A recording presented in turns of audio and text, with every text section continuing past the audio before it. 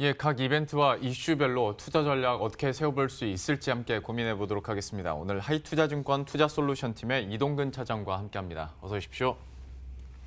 IT 좋아하시니까 IT 관련 이벤트부터 한번 여쭤보도록 하겠습니다.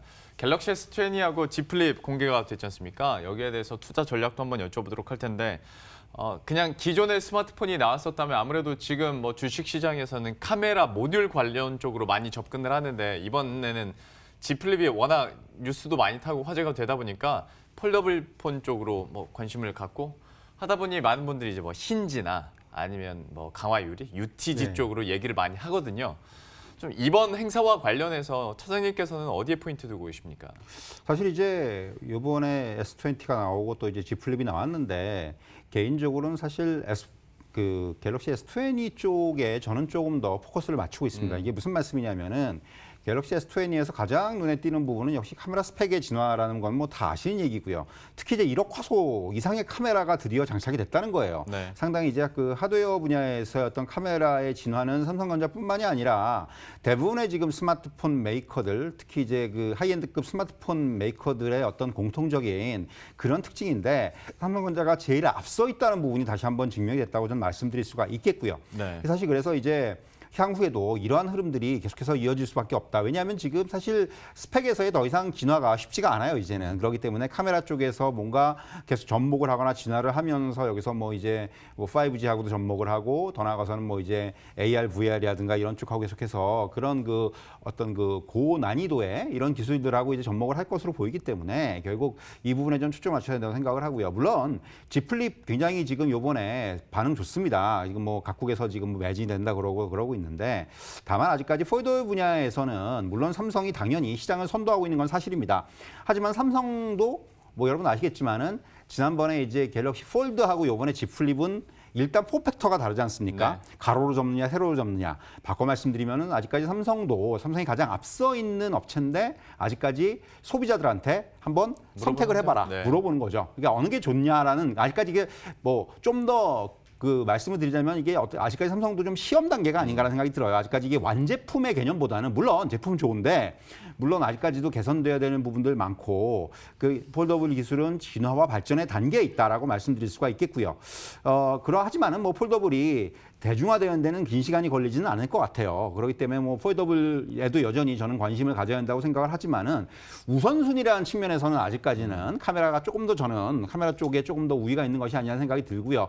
그리고 이제 폴더블은 무엇보다 중요한 게 향후의 가격이라든가 그리고 또 이제 그 어떤 그 정말 매출로 연결되는 부분들 아직까지는 사실 폴더블 관련주들은 기대감 때문에 올라가는 그렇죠. 측면들이 상당히 좀 큽니다. 예. 그렇기 때문에 향후에 이제 매출과 연결되는 부분들 이 부분이 굉장히 중요하다 이렇게 말씀드릴 수가 있겠고요. 사실 오늘 같은 경우는 이제 시장이 하락을 하면서 특히 이런 뭐 카메라 부품주들 또 폴더블 관련주들 이런 그 IT 중소형주들이 좀 하락하는 종목들이 많이 나타나고 있는데 결국 어떻게 보면은 저는 그렇게 생각을 해요. 바꿔 말씀드리면은 이번 조정이 또 하나의 매수 기회가 될 수도 있다. 그렇기 때문에 오늘 뭐 당장은 아니더라도 다시금 이제 워낙 좀 많이 올라서 못 사는 분들이 계셨으면은 이번 또 하락 기회를 한번 매수의 기회를 삼는 것도 괜찮다. 이렇게 말씀드릴 수가 있겠습니다. 많은 분들이 오늘의 조정을 좀 매수 기회로 삼자라고 얘기를 해줬고 여전히 S 시리즈 사실 그리고 삼성전자 입장에서도 실적으로 더 잡히는 것은 S 시리즈일 테니까요. 여기에 대해서 한번 초점을 가져보자 하면서 카메라 쪽 얘기 다시 한번 강조를 해주셨고요.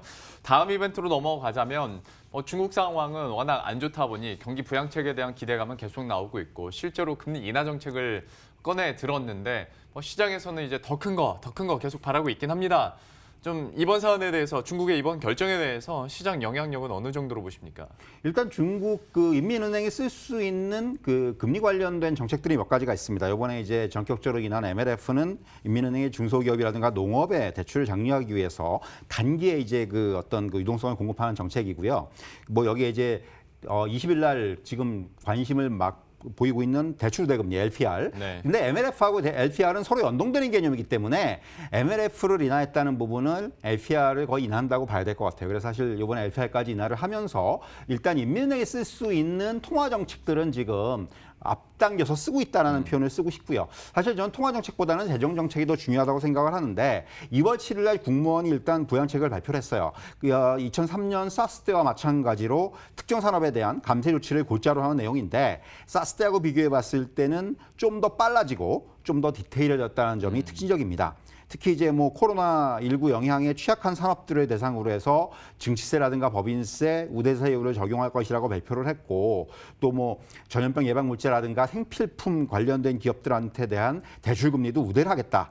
중앙정부뿐만이 아니라 또 중요한 건 지방정부의 정책인데 지방정부도 뭐 이제 그 기업의 사회보험금 납부 비율 인하라든가 대출금리 인하라든가 뭐 이런 쪽의 어떤 정책들을 지금 내놓고 있습니다. 예. 여기 이제 추가적으로 뭐 나올 수 있는 것들은 결국 지방정부의 인프라 투자 확대 그리고 이제 그 소비 진작 정책, 저는 이게 굉장히 중요하다고 봅니다. 특히 이제 우리나라 산업하고도 연관이 돼 있기 때문에 이런 앞으로 이제 소비 관련된 뭐 과거에 뭐 이제 조금 경우는 다르지만은 중국이 뭐 자동차라든가 가전을 산업에 대해서 뭔가 그 소비 진작 정책을 내놨던 적이 많기 때문에 네. 이번에도 그런 비슷한 맥락에 또 이러한 뭔가 그 재정 정책을 조금 더 이제 강화시키지 않겠는가 이런 말씀을 드릴 수 있을 것 같습니다. 예.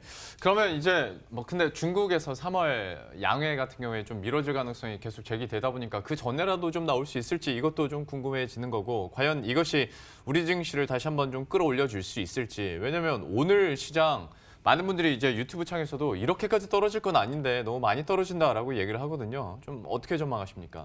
사실 저는 이제 오늘 증시만 놓고 보면은 어느 정도 조금 예상은 됐었어요. 왜냐하면은 사실 이제 지금까지 시장의 어떤 긍정적인 부분들만 부각이 됐었는데 한 번은 이렇게 좀 부정적인 부분들이 부각이 될 수밖에 없어요. 코로나19로 인해서 뭐 부양책을 쓰는 건 좋은데 그 부양책 이전에 일단 경기라든가 경제 전반은 분명히 한 차례 그 어떤 안 좋은 그 지표들, 안 좋은 수치들 뭔가 그 이런 부분들이 나올 수밖에 없는 거지 않습니까? 네. 예, 그거를 기반해서 이제 부양책을 쓰는 건데 결국 이제 지금 계속해서 긍정론이 부각이 되다가 오늘 이제 좀 이제 애플의 어떤 빌미로 해서 저는 오늘 좀 이제 부정적인 얘기들이 나오고 있다는 말씀 드리고 싶고요.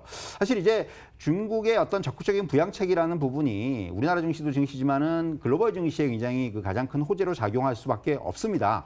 중국의 대응을 넘어서서 저는 이게 이제 상황이 조금 더 만약에 심각해진다면은 미국이 비롯한 뭐 연준도 그렇고 이제 주요 중앙은행들 또 각국 정부들 정책적 대응이 이어질 것으로 보이기 때문에 이런 부분들이 향후에는 결국 어떤 유동성 장세라는 부분에서 굉장히 중요한 그런 이슈로 작용할 것으로 보여지고요. 국내 증시를 국한시켜 본다면은 경제 의존도 측면에서 아시다시피 중국이 차지하는 비중이 워낙 높습니다. 그러다 보니까 중국의 조기 산업 정상화로 인한 밸류체인의 회복이 굉장히 중요해요. 2월 달은 지금 일단 중국의 산업이 좀 셧다운 상황이라고 볼 수가 있는데 예. 이제 이런 상황에서 빨리 회복 좀 타이피해야 된다는 얘기고요.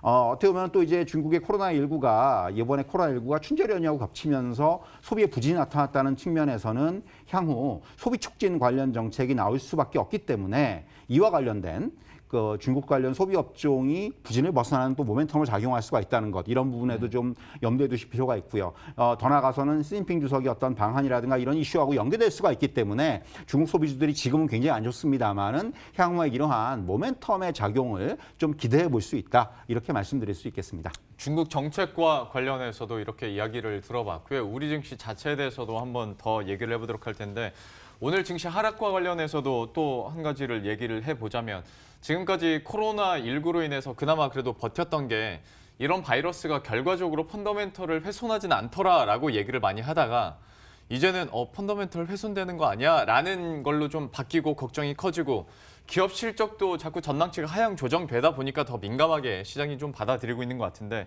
실제로 그러면 우리들은 좀 눈높이를 낮춰야 되는 때라고 보십니까? 일단 기업 실적의 전망치는 뭐 하향은 어느 정도 예상을 해야 됩니다. 이거 사실 뭐 이거를 좀 지금까지 좀 너무 앞에서 말씀드리는 낙관론이 조금 더 강하다 보니까 이거를 조금 이제 뒤에 묻어놨었는데 이제 이런 부분들이 부각이 되는 거고요. 사실 코로나19 영향 때문에 1분기 주요 기업 의 영업이익 전망치가 한 달 사이 거의 10% 넘게 좀 줄었습니다. 그러면서 이제 작년 대비해서도 감소해 돌았어요. 사실 당초만 하더라도 1분기를 기점으로 기업 실적이 반등하지 않겠느냐라는 이런 전망들이 많았었는데 예. 이 부분이 조금 이제 이게 좀 뒤로 미뤄질 수 있겠구나라는 생각이 드는 거고요. 사실 이제 특히 정유라든가 철강이라든가 화학 같은 이런 경기 민감 업종의 전망치 하향이 크게 좀 나타나고 있고요. 또 이제 삼성전자라든가 SK하이닉스 같은 반도체 대표주들의 영업이익 전망치도 하향해서 면치 못하고 있습니다. 사실 뭐 아시겠지만은 중국향 수출이 30%가 넘는 의존도를 보이고 있는 우리나라의 수출 구조상으로 봤을 때 중국의 소비라든가 생산 위축은 이 경제 또 개별 기업에 영향을 미칠 수밖에 없다는 부분을 반증하고 있다고 말씀드릴 수가 있겠고요. 다만 이러한 상황이 장기화되지는 않을 것이라는 그런 전망이 아직까지는 우세합니다. 이미 글로벌 경기 회복 신호가 코로나19 이전부터 나타나는 그런 상황이었는데 이 코로나19가 여기다 좀 약간 재를 뿌리고 있는 건데 예. 사실 뭐 코로나19로 인해서 이러한 흐름이 다소 지연될 수는 있지만은 부정적인 영향이 장기화되지만 않는다면은 글로벌 교육 개선이라든가 또 기업 실적 전망의 상향 조정 전환 이런 시장이 좀 기대하는 긍정적인 금융 환경으로 다시 갈 수 있는 그런 여지는 충분히 남아 있다. 이렇게 말씀드릴 수가 있겠습니다. 그러니까 큰 그림은 변하지 않으나 그래도 코로나19에 따른 변수들 미세 조정은 좀 필요한 시점인 것 같습니다. 그러면 여기에 따른 전략은 어떻게 세워야 될지 좀 어떤 방향성 가지고 계세요? 사실 이제 지금 오늘 같은 경우는 이제 악재가 좀 부각되는 상황이고 또 앞에서는 이제 호재가 좀 부각이 됐었고 이렇게 호재와 악재가 지금 좀 대립을 하고 있는 상황이라는 말씀을 저는 먼저 드리고 싶고요. 네. 이제 이번 주에 예정이 돼 있는 중국의 LPR 인하라든가 이런 부분들이 다시 한번 시장의 낙관론을 불러일으킬 수 있느냐 이 부분이 저는 굉장히 중요한 포인트라고 말씀드릴 수가 있겠고요.